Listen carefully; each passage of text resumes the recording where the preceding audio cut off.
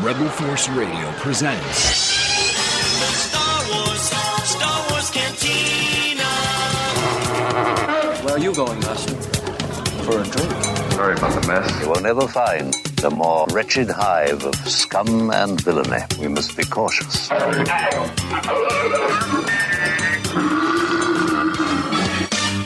Catherine, welcome. Hi, thanks for having me. Oh, our pleasure. My name's Jason, and we've got Jimmy also on the line. Hi, Catherine. Hi, Jimmy. So great to talk to you. Thank you. I'm glad to talk to you guys, too. I'm a fan. Catherine, let's just start at the top. I was looking at some of your credits. You've done a lot of TV and a ton of voice work. When did Star Wars The Clone Wars first get on your radar? I guess, I can't remember the exact year. I think we've been working on it about 2.5 years now. So it would have been, when they started doing the casting process. And I had already done a couple of Star Wars things. I'd done, the Star Wars game, which was one of my first things, and found out about the audition. And I've told the story before, so it's probably boring, but my agent had to really fight to get me in to read for the part. Really? And, yeah, just because when they were doing the casting for it here in LA, they were seeing a lot of, sort of big-name people and people who had been in the business for a longer time. And the casting director, who is a really well-respected casting director, just didn't know me because I was new. Uh-huh. So my fabulous agent had to call and say, no, you really need to see this girl. So I'm eternally grateful for that. Now, when you auditioned, did you know which character you were auditioning for, or was it just... Let's see how the voices sort out. You did? No, I did in this case, yeah. Sometimes they'll try to sneak one over on you and call it a different name. But with Padme they did, because they wanted us to listen to the references. So she was like, do you have, can you get a copy of the movie? And I was like, have it. So. Catherine, were you ever in consideration for the voice of Ahsoka? No, I wasn't ever, which I know is interesting because she, to me, reminds me a little bit of this character, Mission Veo, but I think they wanted a little more, a little more tomboyish or something. And I think Ashley's voice just has that perfect amount of, girliness, but also she's got a lot of spunk to it. The only reason I ask is because Ashley actually read for Padme first, and they ended up bringing her in for Ahsoka. So I was wondering if you were also in for Ahsoka. No, I was straight in for Padme, and I was really excited about it because a lot of times if you have a higher register voice, you do only get to sort of play the, sidekicks and the spunky characters and the real young characters. And the cool thing about Padme was that she had a feminine voice, but she, had all this experience and power and authority. And so I was like, yes, finally, there's someone who doesn't have to sound like she's been living for a long time and very wise. So do you try to be an exact copy of Natalie Portman, or do you have the freedom to put your own stamp on the voice of Padme? No, thankfully, Dave, very early on was like, don't worry about doing anybody else's Padme, do your Padme, which I really appreciated because it's really limiting if you're trying to sound like another actor. And it just totally defeats the purpose of playing the part. And, I say this too, like, you could take like a Shakespearean play. There's going to be a lot of people who have played like Juliet throughout the years. And you never want to go in and try to do what somebody else did. You want to be the character. So, I definitely, what was already in the movies as far as who she was and all that stuff, I studied a lot. But I just do it my way. And thankfully, Dave lets me do that. And have you ever met Natalie? Have you ever met Natalie Portman? No, I haven't. No, I would be the envy of many men in the world, I know, if I had, but no, I have not. Catherine, I want to go back to one thing that you mentioned. You said that with Ahsoka, they were probably looking for someone a little more tomboyish. And I guess in my mind, I've kind of always thought of Padme, much like her, the character of her daughter, as more rough and tumble than just kind of a typical princess or queen or what have you. What's your take on Padme? Well, I think that she is the best of both. I think that she has the ability to get her hands dirty, get in there and get in the fight and all that stuff, but she remains really feminine. I mean, I think she, throughout all of it, is actually very feminine, and it's okay, and I like that, because so many times in different medias, you have the choice between one or another, and you're either, a girly girl sitting, by the sidelines wearing pink, or you're a tougher girl and you've got a scratchier voice, and you don't like girly things, and I think that's silly. You could definitely be both, and so I find Padme to be really feminine and certainly very concerned with decorum and manners and things when they're needed, but also very willing to let go of them the minute that she needs to get in and fight for what's right. And you also voiced Padme's daughter, Princess Leia, in The Force Unleashed. As a teenager. So how did you approach that role differently than, say, you do Padme? Because Leia is something of a tomboy. Absolutely. And Carrie Fisher is she's such a distinct voice that it was definitely challenging in that way too. But, again, we talked early on, and it was not trying to sound exactly like Carrie Fisher, because this was an early Leia, what she may have sounded like when she was a little bit younger. But with that, rather than trying to match the voice, I really just went back and looked at the attitude of Leia and tried to capture that. And she, again, knew that there were times that she was supposed to have a certain air about her for, properness sake. But she was much, quicker to drop that and let her attitude shine through. I mean, I think, Leia would have been someone who ended up in detention a lot, if she had gone to school, for smarting off to the teacher or whatnot. And I think that Padme would probably do a better job of smiling through her, her anger, and then later getting them somehow. I think Leia is like the perfect, combination of Padme and Anakin. I mean, I think it makes total sense. She has the, impetuous nature that Anakin has. Absolutely. And have you received a lot of feedback from Star Wars fans regarding either character? Everyone who has, written to me or emailed me has been really, really happy with the portrayal of both, as a matter of fact. I know that people are really happy that Padme in our series is, showing some more of that fight. And I really think that's who she is. I'm just thrilled whenever we get to do that. And but I'll occasionally read things, because I read a lot of the Star Wars sites and stuff too, and I know there are still those people out there who kind of call her a damsel in distress and say she's always getting, herself in trouble. But I feel really like they're just overlooking a lot of details, and they sort of set out to give her a bad rap at the beginning, because I don't see it that way at all. People are always talking about how Padme is being rescued, and when I watch all the other episodes or, see any of the other things, a lot of the characters are rescuing each other and helping each other out. Obi-Wan rescues Anakin. Anakin rescues Obi-Wan. Rex rescues both of them. Ahsoka rescues them. And it's weird, because it seems a lot of the times it's Padme who gets the old, because she's a woman, they're like, oh, there she is, maybe rescuing again. And I don't think it's really that true. And also, there's a lot of times when people think she gets herself into trouble, but really most of the missions that she's going on are being orchestrated by someone who does not have her best interest at heart. That's so right. I think a lot of times when she ends up in danger, it's not accidental. It's, completely contrived.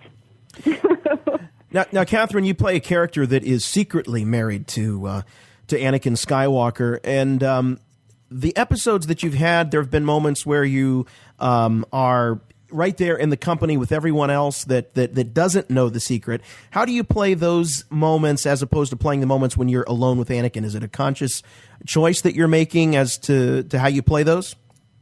Well, it depends who we're around as to how formal it gets, but definitely they are aware. I would say she's even more aware of maintaining that decorum so that people don't see what's going on. So, yeah, we definitely play them differently than when it's just supposed to be Matt and I, or Anakin and I. Catherine, we were first exposed to your version of Padme at the Clone Wars theatrical release. Mm-hmm. And most of your scenes in that flick were with Ziro the Hutt. were you surprised that Ziro had a Truman Capote-esque voice, or did you know before you saw the film? Well, I was there for the record, so I was actually really surprised at the reaction, shall we say, to Ziro. Because at the time, and I still do, actually, I just thought it was hysterical. So it's really funny from a sort of an insider's perspective what ends up being a big deal and what you think is going to be a big deal that ends up not being a big deal. I just think that's one of the things with Star Wars that you realize is that you can never predict what's going to cause a reaction. By that point, we had done a couple of different records of different things, and there's a lot of characters throughout the series that are larger than life personalities and different bad guys that you meet and whatnot. So this one didn't strike me as particularly one way or the other. I just thought it was hysterical. So I was like, wow, I couldn't believe it. But also being the straight person in those scenes, I used to say, oh gosh, no one's going to hear my lines because they're going to be laughing so hard at Ziro. Well, you were definitely a straight person in those scenes, for sure. Yes. Oh, no. I'll leave that one alone. What can you tell us about Corey Burton, who voiced Ziro? He also does Count Dooku. Talk about two voices on the opposite ends of the spectrum. Well, Corey and also Dee, who does all the clones, they are, first of all, legends in this town, in Los Angeles, have been in so many different things. Corey was in Transformers and he's been in everything. And he, like Dee, they are these talents. I consider myself an actress.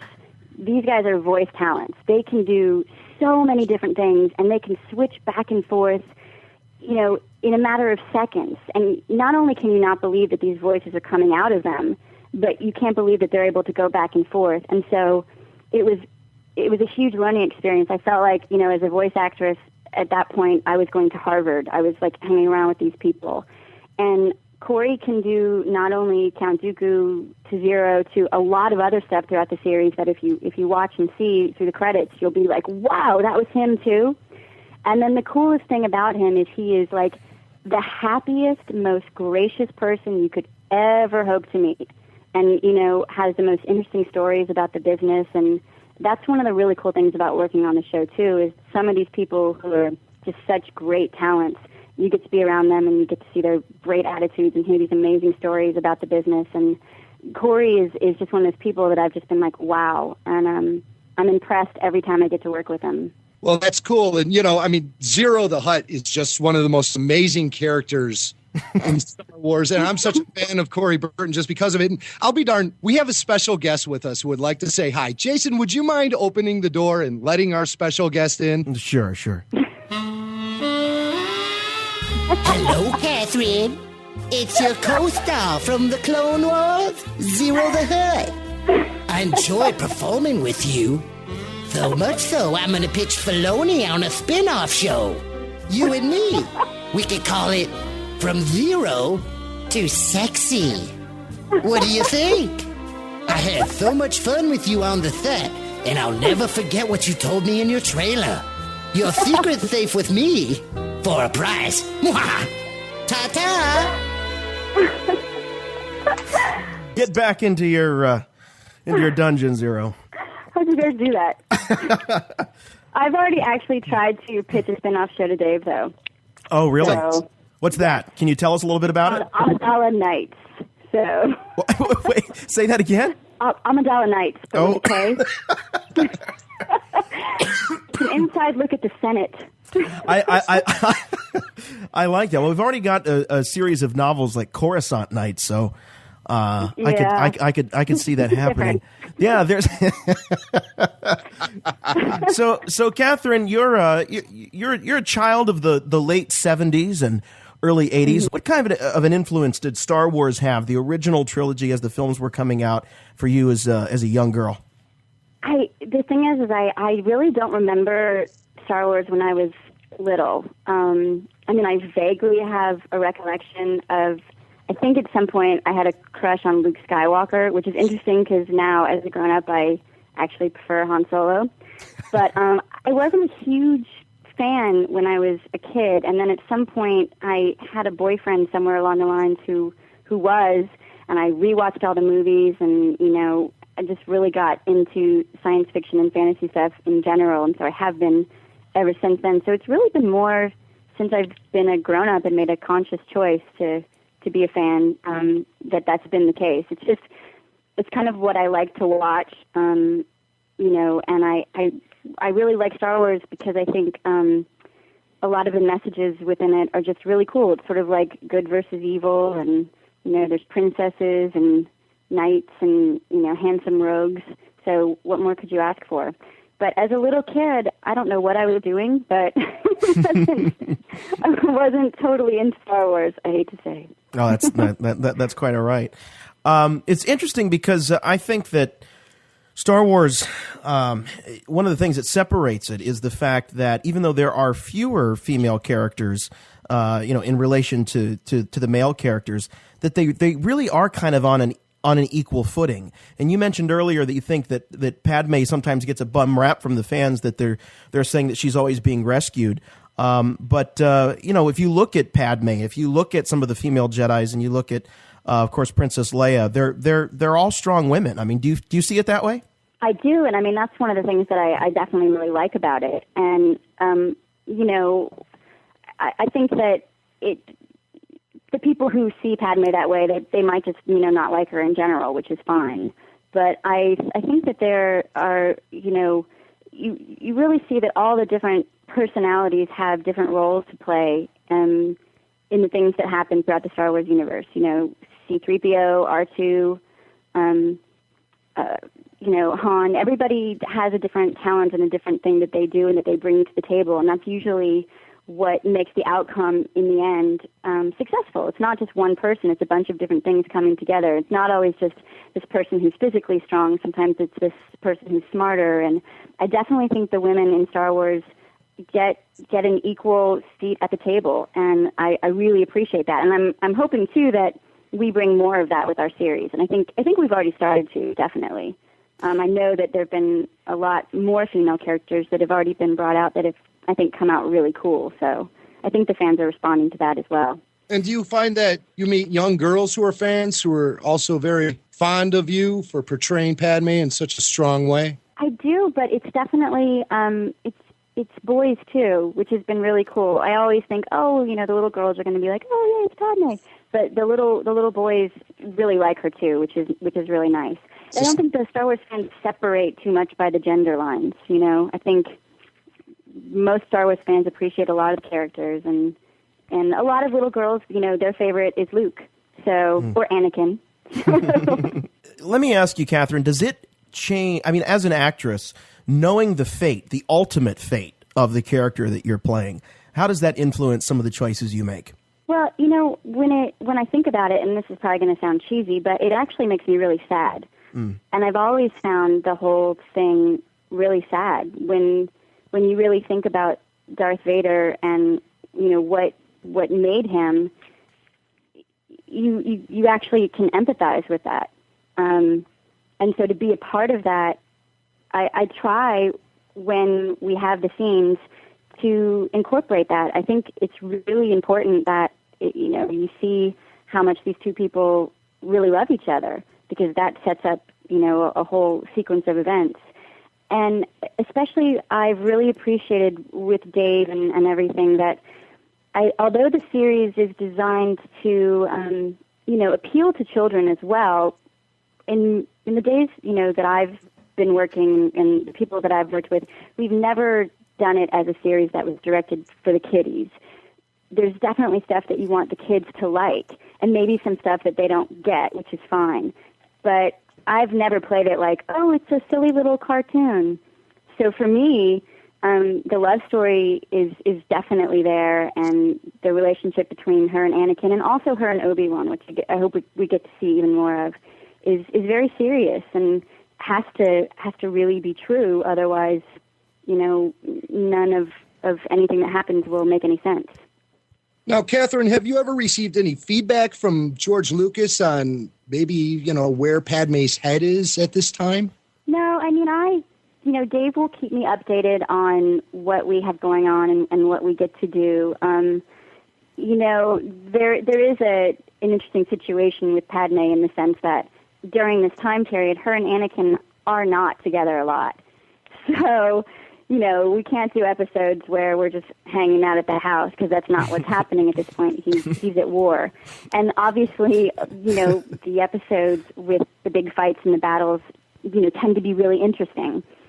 So, we couldn't do an entire series, although, like I told you, I am pitching, Amidala Nights, but the entire series based on the politics would appeal to some, but maybe not to others. So, or maybe Star Wars Newlyweds. Well, speaking of Dave Filoni, what do you like about working with Dave? I like that he is a huge fan of Star Wars, so he knows exactly what he's talking about. And he's never, again, being condescending to the material. It's never like we're doing some dumb kid cartoon.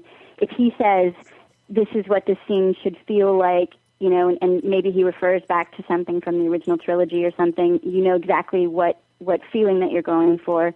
But also there have been things where I've been able to say to him, listen, I don't really feel comfortable saying this as Padme. I don't think that she would say this. And I'll be like, ooh, what am I going to hear back? And he'll be like, okay, absolutely, let's change that. And that's amazing. So it's like he knows the characters 100%, but then he also trusts you that you know your character, and he's really willing to listen if you feel like, something needs to change or go a different way. And that's very cool. It sounds to me like it's obvious that working in this group on this program, you have to have the common frame of reference. You have to have the common vocabulary. So if Dave says, this should feel like, say, the scene in Empire Strikes Back when Han and Leia are saying goodbye to each other. I mean, do you have a responsibility? Do you feel like, oh my gosh, I really need to know this? Well, I think that it works to your benefit if you do. I think for the actors who don't have that, it's probably a lot harder.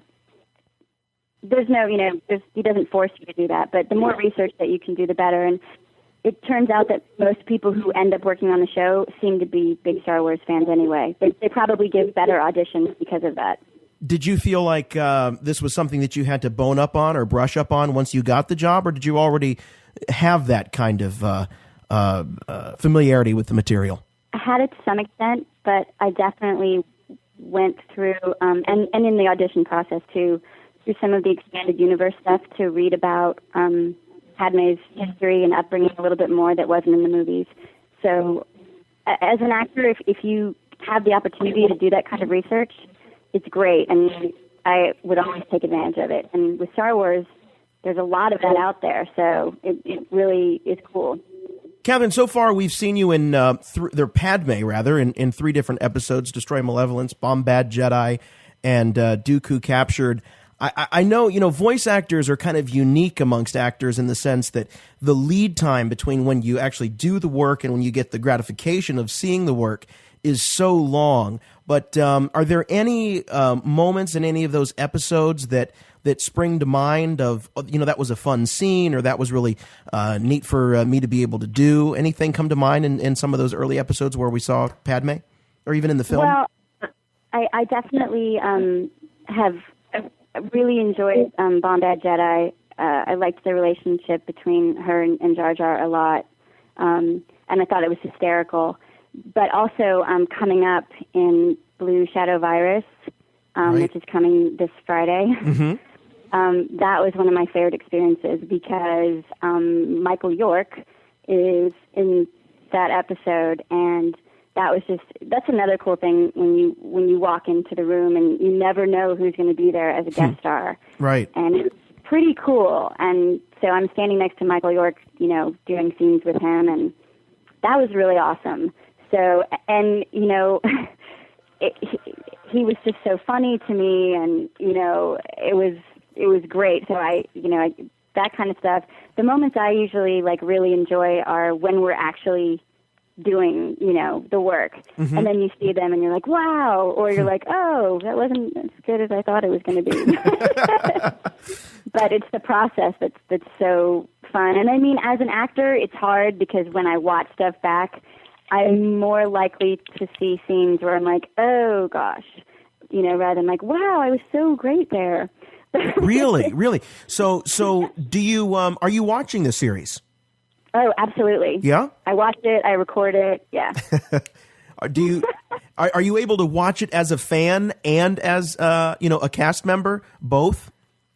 Interestingly enough, in this one I am, and I sort of, I think that Dave and the animators and everybody who works on it, all the sound guys deserve the credit for that because I have so little to do really with the final product that I'm just so happy with the way things have turned out, and I feel really, secure with Dave as a director that he's going to make me look good and he's going to, make Padme be who Padme should be. And then with the animators, I mean, it is so beautiful, and it just keeps getting more and more beautiful that it's really hard to not look at it and just be like, wow. So sometimes I actually forget that I'm in these. It's been a lot easier than most products, to watch and just enjoy it. I am always a little nervous the first time I see an episode that I'm in, ever so slightly, but usually, 5 minutes in, I'm lost. So, well, does it make it easier once the program starts to air? I mean, I know that. I mean, how much do you get to see? Because I know that there was probably a year and a half to 2 years before this thing aired as you were doing this work. Were you seeing episodes regularly, or were you just seeing snippets? In the beginning, we saw really almost nothing, and they would try to give us a little treat every once in a while and show us, some finished clips. Now we get to see a lot more, and now if we go in to do, some touch-up vocal stuff, we'll get to see parts of the episodes. And when I've been up to visit, sometimes Dave has let me see some full episodes. But now we're to the point where I really haven't seen any of the stuff that is coming out. So it's always very, very exciting. And then there'll be episodes that I had nothing to do with, and especially the ones that don't have any of the main characters. And it will really be a brand new thing to me. So it's very cool to see some of that stuff too. It's completely for the first time for me too. Like I really loved the little lemur characters in Jedi Crash. Well, and I hadn't seen those before. Now I got to tell you, as a fan, and since you're playing a major role in the legacy of the character of Padme, I think there are a lot of other fans that feel that something happened between episodes 2 and 3 to Padme, and maybe it was the pregnancy. My wife and I, we just had our first in September, so I'm well aware of the effect that can have. But as you look at Padme's journey, is there anything that you would really like to see happen to her or happen with her before this series wraps up over the next 5 years? Well, I basically would just like, I guess, because I don't think that she really probably changed much as a person, actually. I think that there's probably a series of circumstances that, led up to maybe what people perceived as a change. And, maybe we'll get to see that. I think that would be good. Originally when people saw Darth Vader, they didn't know the backstory there. And it definitely, I think, changes the way you even view him when you find out the backstory. Right. At least it did for me. So I just believe that Padme really stayed pretty true to who she was the whole time and was just a victim of a fate that was happening. And I don't even know if looking back if she would really see herself as a victim. She would probably really, really be proud of the children that she had. Well, I certainly appreciate that. We're really, really enjoying the Clone Wars. We've been privileged to have a number of your fellow cast members on. We've had Dave on, and we're thrilled to be able to follow not only the action that we see on the screen, but also the action behind the scenes. And you're all taking us on this journey, and we really appreciate it. And we hope that you'll come back on the program so that we can talk more and maybe about season 2 as we look to that now. Absolutely. And I just want to say that we actually really appreciate you guys. You guys are always so supportive, and even when you're not crazy about stuff, it's rational and never bashing, and just a really great place to go to hear Star Wars news and Star Wars opinions from people who love Star Wars. So we greatly appreciate you guys too. Well, thank you so much. That's very kind. It's great to hear that. Catherine Tabor, thank you so much, and we're looking forward to this week's episode, Blue Shadow Virus. It's a big Padme episode. Yes, everybody watch. All right. Thank you, and take care. Thank you.